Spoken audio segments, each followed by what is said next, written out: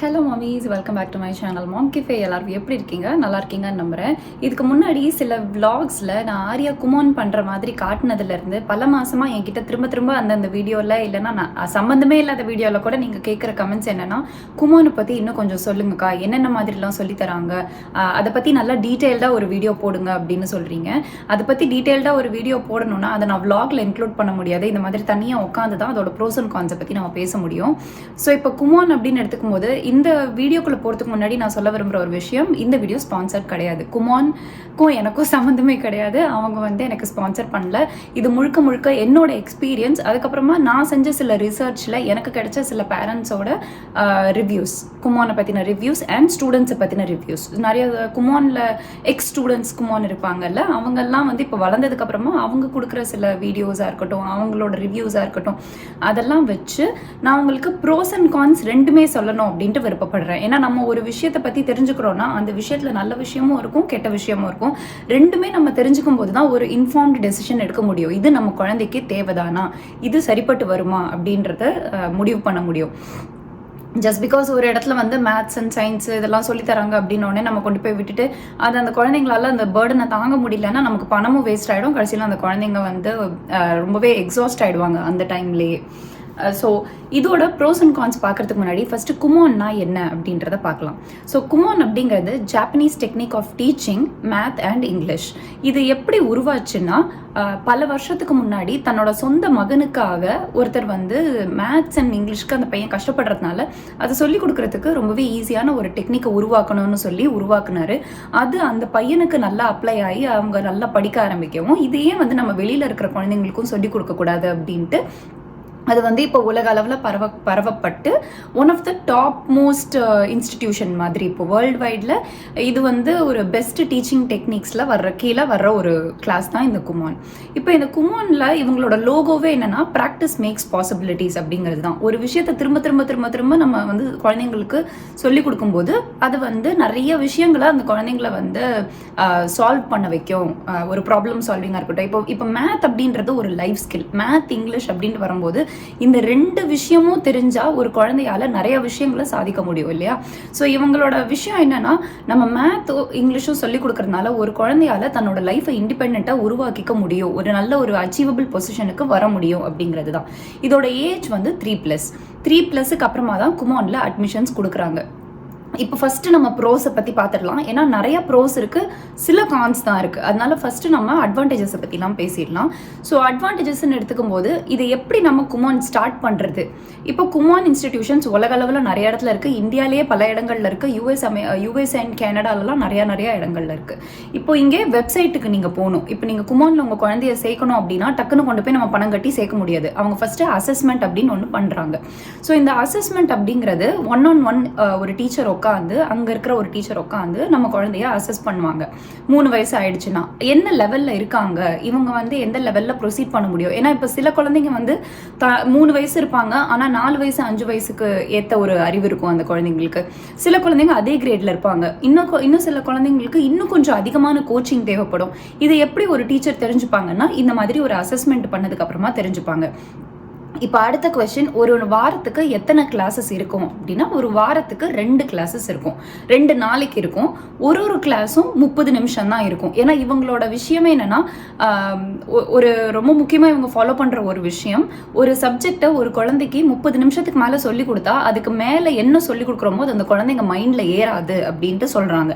அதனால் இது சயின்டிஃபிக்கலி ப்ரூவனான ஒரு விஷயமும் கூட. ஸோ 30 நிமிஷத்துக்கு மேலே ஒரு சப்ஜெக்டில் ஒரு குழந்தையால் ரொம்ப நேரம் கான்சென்ட்ரேட் பண்ண முடியாது. ரொம்ப போர் அடிச்சிடும், இல்லைன்னா டிஸ்ட்ராக்ட் ஆயிடுவாங்க. ஸோ இவங்க இப்போ நாங்கள் இனிஷியலாக மேத்ஸுக்கு தான் அவ்வளோ விட்டோம். ஃபர்ஸ்ட் மேத்துக்கு விட்டோம். ஏன்னா இங்கிலீஷ் நம்ம எப்படி இருந்தாலும் ஸ்கூலில் பேசுகிறாங்க, பழகுறாங்க, படிக்கிறாங்க. அதனால இங்கிலீஷ் வந்துடும். ஸோ மேத் ஃபர்ஸ்ட் போடலாம் அப்படின்ட்டு சொல்லி தான் ஃபர்ஸ்ட் நாங்கள் அசஸ்மெண்ட்டுக்கு கூட்டிகிட்டு போனோம். அசஸ்மெண்ட் பண்ணதுக்கப்புறமா இந்த லெவலில் இருக்கா, நாங்கள் நீங்கள் அட்மிஷன் போட்டுக்கலாம் அப்படின்னு சொல்லி எல்லாம் ஸ்டார்ட் பண்ணாங்க. ஸோ ஃபர்ஸ்ட் எடுத்த உடனே அடிஷன், நம்பர்ஸ் கவுண்டிங் இதுலலாம் ஸ்டார்ட் பண்ணுவாங்க. அதுக்கப்புறம் கொஞ்சம் கொஞ்சமாக அடிஷனுக்கு மூவ் பண்ணுவாங்க. இப்போ கரண்ட்லி இவ சப்ட்ராக்ஷனில் இருக்கா. இப்போ சப்ட்ராக்ஷனுக்கு அப்புறமா மல்டிப்ளிகேஷன், டிவிஷன், ட்ரிக்னாமெட்ரி, இப்படி இவங்க அட்வான்ஸ்டு லெவலில் போய்கிட்டே இருப்பாங்க.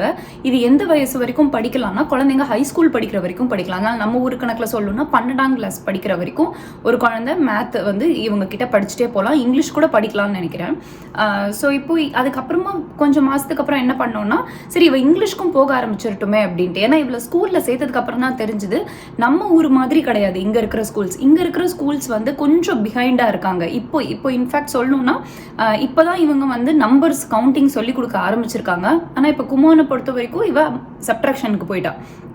ஸோ இந்த லெவலில் இருக்கும்போது இஃப் யூ ஃபீல் நம்ம குழந்தை கொஞ்சம் அட்வான்ஸ்டாக இருக்கே, நம்ம இன்னும் கொஞ்சம் சொல்லி கொடுத்தா கூட கற்றுக்கிற அளவுக்கு இவங்க மூளைக்கு கெப்பாசிட்டி இருக்குது அப்படின்ட்டு ஒரு அம்மா அப்பாவுக்கு தெரியும் இல்லையா, அப்படி உங்களுக்கு தோணுச்சுன்னா குமானில் தாராளமாக நீங்கள் ட்ரை பண்ணி பார்க்கலாம்.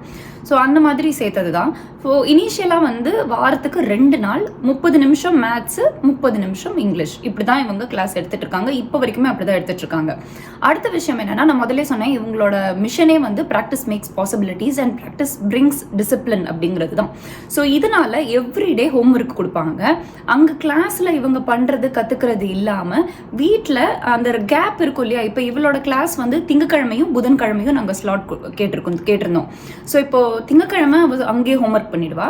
அதனால செவ்வாய்க்கிழமைக்கு ஹோம்ஒர்க் கொடுத்து விட்டுருவாங்க. அதுக்கப்புறம் திரும்ப நாங்கள் புதன்கிழமை கூட்டிட்டு போகும்போது புதன்கிழமைக்கு அப்புறம் திங்கக்கிழமை வரைக்கும் அந்த ஒரு 4-5 நாள் கேப்ல அவங்க கிட்டத்தட்ட 8 புக்கு ஹோம்ஒர்க் கொடுத்து விட்டுருவாங்க.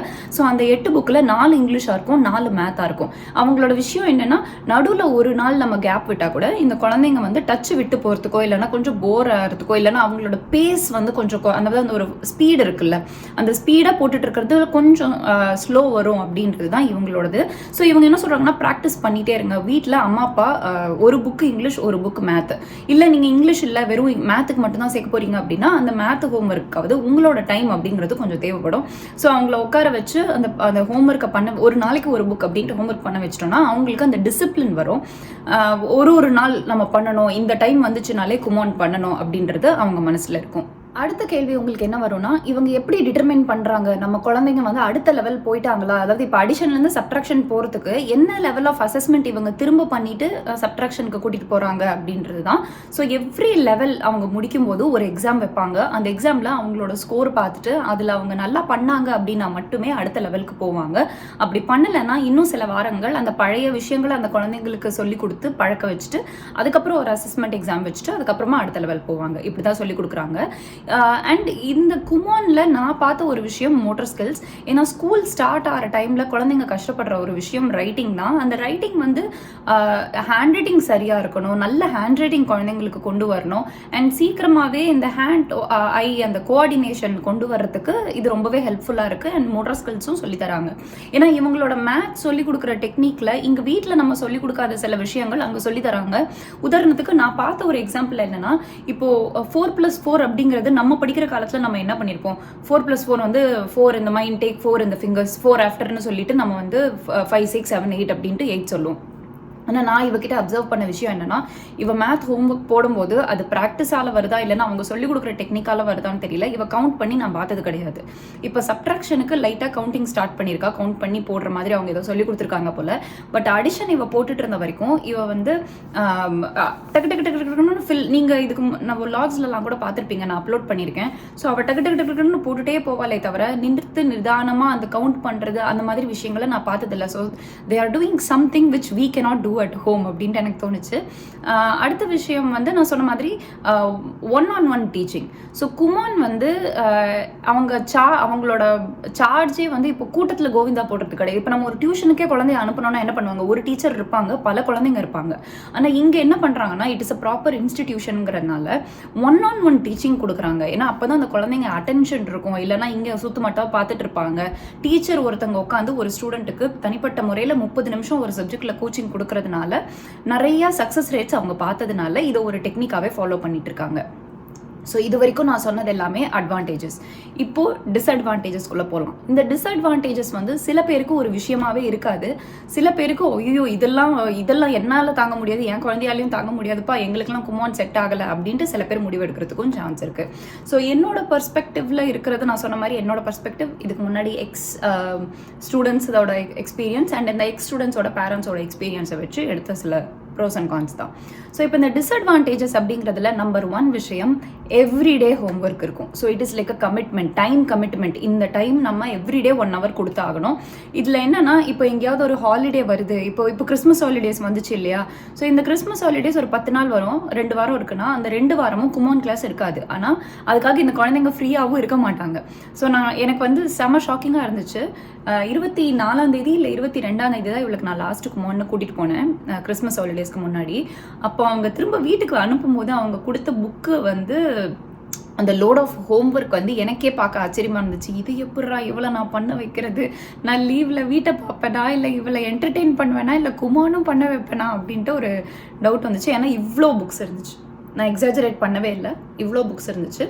ஏன்னா கிட்டத்தட்ட ஒரு 15 இங்கிலீஷ் புக், 15 மேத் புக்கு கொடுத்து விட்டாங்க. அந்த அளவுக்கு ஒரு லோட் ஆஃப் ஹோம்ஒர்க் இவங்க கொடுத்து விட்டாங்க. ஸோ நான் வந்து கால்குலேட் பண்ண வேண்டியதாக இருந்துச்சு. ஒரு நாளைக்கு ஒரு புக்கு இங்கிலீஷ், ஒரு புக்கு மேத்துன்னு பண்ண வேண்டியதாக இருந்துச்சு. சில நாள் வந்து நாங்கள் வெளியில் போனதுனால அவளால் ஹோம்ஒர்க் பண்ண முடியாது. அப்போ என்ன ஆகும்னா, ஹோம்ஒர்க் பையில் போயிடும். இப்போ இன்னைக்கு நான் ஹோம்ஒர்க் அவளை விடாமல் பண்ண முடியல அப்படின்னா, அடுத்த நாள் இவள் பண்ணும்போது இவளுக்கு டபுள் த டைம் ஹோம்ஒர்க் பண்ணணும். அதாவது 2 இங்கிலீஷ் புக், 2 மேத் புக் ஆகிடும். ஸோ அப்போ அந்த மாதிரி சுச்சுவேஷன் விழாமல் இருக்கிறதுக்கு வெளில போகிறதுக்கு முன்னாடியே இவங்களை ஹோம்ஒர்க் பண்ண வச்சுட்டு போகிறது, இல்லைனா போயிட்டு வந்த உடனே கையை காலை கழுவி விட்டுட்டு டக்குன்னு வந்து ஹோம்ஒர்க் பண்ண வைக்கிறது, இந்த மாதிரியான டைம் கமிட்மெண்ட் அந்த குழந்தைங்களும் கொடுக்கணும். அடுத்து குழந்தைங்க மட்டும் இல்லை, பேரண்ட்ஸ் டைம் கண்டிப்பாக அலோகேட் பண்ணியே ஆகணும். இப்போ நான்லாம் ஸ்கூல் படிக்கிற காலத்தில் நான் இப்போ டியூஷனுக்கு போனோம் அப்படின்னா வீட்டுக்கு வந்து அம்மா அப்பா நமக்கு டைம் அலோகேட் பண்ணணுங்கிற அவசியம் கிடையாது. ஏன்னா டியூஷனில் எல்லாத்தையும் நம்ம பல மணி நேரம் படிச்சுட்டு வந்திருப்போம். அதனால அம்மா அப்பாவோட அட்டென்ஷன் தேவையில்லை. ஆனால் குமானை பொறுத்த வரைக்கும் எவ்ரிடே நீங்கள் ஹோம்ஒர்க் வீட்டில் பக்கத்தில் உட்கார வச்சு பண்ணி தான் ஆகணும். இப்போது எஸ்பெஷலி 2 சப்ஜெக்ட்டுக்கு அனுப்புறீங்கன்னா 30 minutes ஆர் வீட்டில் பண்ணுறதுனால அவங்களுக்கு அந்த டைம் ரெஸ்ட்ரிக்ஷனுக்கு கூட கிடையாது. 1 மணி நேரம் ஒரு சப்ஜெக்ட், இன்னொரு சப்ஜெக்ட் 1 மணி நேரம், நடுவில் பிரேக்குன்னு எடுத்துப்பாய்வ ஒரு 10 minutes. இப்போ ஃபர்ஸ்ட் ஃபுல்லு இங்கிலீஷ் முடிச்சுட்டு ஒரு 15 minutes பிரேக், அதுக்கப்புறம் ஃபுல்லு மேத் அப்படின்னு சொல்லி வீட்லேயே உட்கார வைக்கணும். இதுக்கு ஈஸியாக பண்ண வைக்கிறதுக்கு நாங்கள் வீட்டில் வந்து அவர் கிளாஸ் எடுத்து வச்சுருக்கோம். ஏன்னா அங்கே 30 நிமிஷம் தான் டைமுங்கிறதுனால வீட்டில் ஒரு 30 minutes அவர் கிளாஸ் இருக்கும். அந்த அவர் கிளாஸ் அவள் ஹோம்ஒர்க் ஸ்டார்ட் பண்ணும்போது ஃப்ளிப் பண்ணி விட்டுட்டேன்னா கரெக்டாக அவள் 30 minutes முடிக்கும் போது இந்த ஹோம்ஒர்க்கும் முடிக்கணும் அப்படிங்கிறது தான் கணக்கு. ஸோ உங்களால் டைம் அலோகேட் பண்ண முடியாது, என்னாலலாம் பண்ணவே முடியாது, இவள் கிளாஸ்லேயே எல்லாம் கற்றுப்பான்னு நினச்சேன், ஆனால் வீட்டுக்கு வந்தால் இவள் வந்து ஹோம்ஒர்க் பண்ணுறதுலாம் எனக்கு டைம் இல்லை, நான் வேலைக்கு போகிறேன், or whatever reason you have, உங்களால் டைம் அலோகேட் பண்ண முடியாதுன்னா உங்களுக்கு குமான் ஃப்ரெண்ட்லி கிடையாது. பிகாஸ் அந்த குழந்தைக்கு யாரோ ஒருத்தங்க வீட்டில் இருக்கணும், அட்லீஸ்ட் பக்கத்தில் உட்காந்து இது டிஸ்ட்ராக்ஷன் இல்லாமல் இந்த ஹோம்ஒர்க் இவங்களை பண்ண வைக்கிறதுக்கு யாராவது இருக்கணும். அடுத்து டிஸ்அட்வான்டேஜாக நான் பார்க்குறது வந்து ஒரே விஷயத்த ரெப்பிட்டேட்டிவாக அந்த குழந்தைங்களுக்கு சொல்லி கொடுத்துக்கிட்டே இருப்பாங்க. இப்போ உதாரணத்துக்கு அவங்க வந்து ஒரு 15 மேத் புக்கு கொடுத்து விட்டாங்கன்னு சொல்லலை, அந்த 15 மேத் புக்கில் ஒரு 2-3 புக்கில் ஒரே விஷயங்கள் தான் இருக்கும். இப்போ 10-3 அப்படின்றது தான் 10-3 10-3 10-3 ஒரு பேஜ்லேயும் வரும்.